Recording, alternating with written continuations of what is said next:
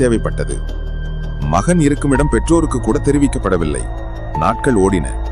நீதிமன்ற விசாரணை நெருங்கியது. ஸ்டின்னி ஜூனியரின் பெற்றோர் கடவுளிடம் வேண்டிக் கொண்டனர். ஏழைகளான அவர்களால் அவ்வளவுதான் முடிந்தது. 31 நாட்கள் கழிந்தன. ஸ்டின்னி ஜூனியர் நீதிமன்றத்துக்கு வந்தான். நீதிமன்ற அறையில் 1500 பேர் இருந்தனர். ஸ்டின்னி ஜூனியரை சுற்றி பாதுகாப்புக்கு காவலர்கள் நின்று கொண்டனர். சந்தேகத்துக்கு இடமின்றி குற்றம் நிரூபிக்கப்பட்டதால் மின்சாரம் பாய்ச்சப்பட்டு மரண தண்டனை நிறைவேற்ற உத்தரவிடப்படுகிறது.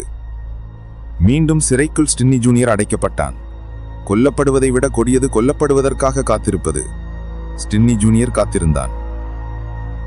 கோடு போட்ட உடை அணிந்து ஸ்டின்னி ஜூனியர் வந்தான். அவன் கையில் பைபிள் இருந்தது. உருவத்தில் மிகவும் சிறியவனாக இருந்தான்.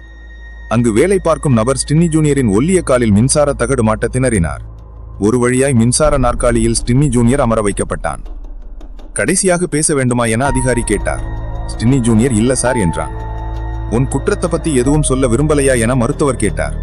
மீண்டும் இல்ல சார் என்றான். தண்டனை நிறைவேற்றுபவர் சுவிட்சை போட்டார். 2400 வோல்ட் மின்சாரம் அந்த சிறிய உடலில் பாய்ந்தது. மின்சாரம் உயிரை உடலில் இருந்து உதறிக்கொண்டிருந்தது.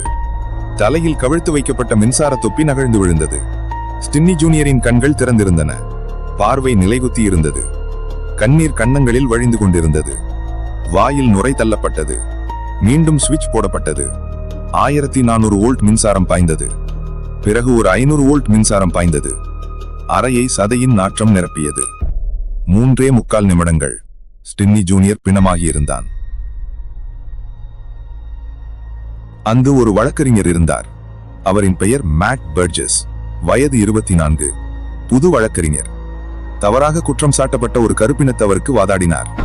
இன ரீதியான ஒடுக்குமுறைக்கு எதிராக மேட் கொண்டிருக்கும் ஆர்வத்துக்கு தீனி போட மூத்த வழக்கறிஞர் ஸ்டீவ் மெக்கன்சி விரும்பினார். காலத்தால் புதைக்கப்பட்ட ஒரு வழக்கை மேட்டுக்கு அறிமுகப்படுத்தினார். பொய் குற்றம் சாட்டப்பட்டு தண்டனை பெற்ற கருப்பினத்தவருக்கு ஆதரவாக வாழாடிய மேட் பர்ஜஸுக்கு ஸ்டின்னி ஜூனியரின் வழக்கு முக்கியமான வெளியை திறந்துவிட்டது. ஸ்டின்னி ஜூனியரின் வழக்கில் அவரது சகோதர சகோதரிகளை தவிர்த்து மேட் பர்ஜஸுக்கு பெரிய உதவிகள் எதுவும் கிடைக்கவில்லை. ஸ்டின்னி ஜூனியரை கொல்லப்பட்டு 70 வருடங்கள் ஆகிவிட்டன.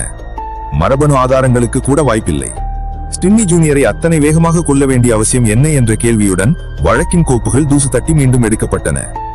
கார்மென் முல்லன் என்ற நீதிபதி தலைமையில் நீதிமன்றம் கூடியது. ஸ்டின்னி ஜூனியரின் சகோதரர் மற்றும் சகோதரிகள் சாட்சியங்கள் அளித்தனர். 2 நாட்கள் விசாரணை நடந்தது.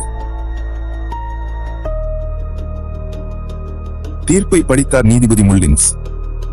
எல்லா காலங்களிலும் நம்முடைய வரலாறுகளை மீண்டும் அவதானித்து இழைக்கப்பட்ட அநீதிகளை பரிசீலிக்க காலம் நம்மை வேண்டுகிறது என்று தொடங்கிய நீதிபதி, ஒரு தனிநபருக்கு சட்ட ரீதியாக கொடுக்கப்படும் உரிமை பறிக்கப்படுவதை விட பெரும் அநீதி இருக்க முடியாது என்று நான் கருதுகிறேன்.